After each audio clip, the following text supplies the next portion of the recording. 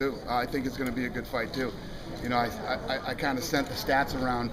It's good to have numbers. You know, now that we've been taking stats for a while, we have a lot of numbers. And I mean, all sports are broken down by numbers. The numbers are impressive for this fight. You see that stare down? How he steps. I bet you guys didn't know this, but I really like Renan Barao. I like that kid. I like that kid. What about the, in the co-main event? I know you're a guy that likes to follow the odds a little bit and see how it plays out. I mean, massive favorite. Yeah. Does that make sense to you? Well, we've seen over the last couple fights, odds don't mean shit. Odds mean nothing. You know, people have been counting Dan Henderson out for a long time now. And I'd lie if I said I didn't either. And I'm sure most of you did too. But he's got that one thing, that right hand is the equalizer, and it can change a fight in a minute, just like it did the Shogun fight. What kind of implications are you putting on the Jake Ellenberger-Robbie Lawler fight? Well, obviously, a lot of people think Robbie Lawler won that fight.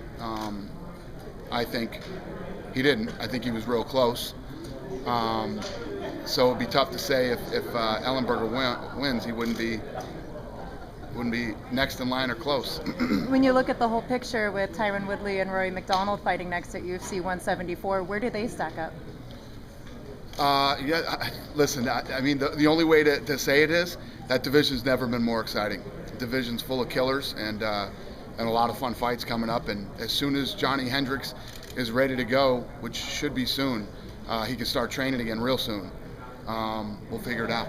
Have you really got an update from him as a specific targeted time for Johnny? I was with his manager the other night, and he's doing really well. Really well. He's going to start working out again soon. Do you look at this as being a good stage for Barao? I mean, finally get maybe more recognition than he's had? Yeah, I think that, Renan Barao's one of these guys, much like Anderson Silva, we forget.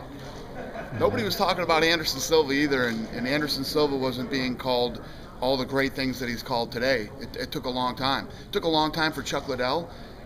These things don't happen overnight. There's some guys who burst onto the scene overnight, like a Conor McGregor, or, but other guys take longer.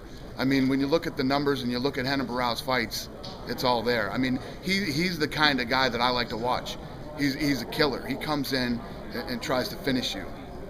Is there a specific number when it comes to Barao that you're most impressed with? I mean, 22 fight all of it. I mean, yeah, almost 10 years. Yeah, decade. Almost 10 years. It's like 35 straight fights. He hasn't lost in almost 10 years. Never been taken down in the UFC. His finish rate in those 35 fights was 70%. His finish rate as a champion is 100%. It's very impressive. Do you think a lot of people today?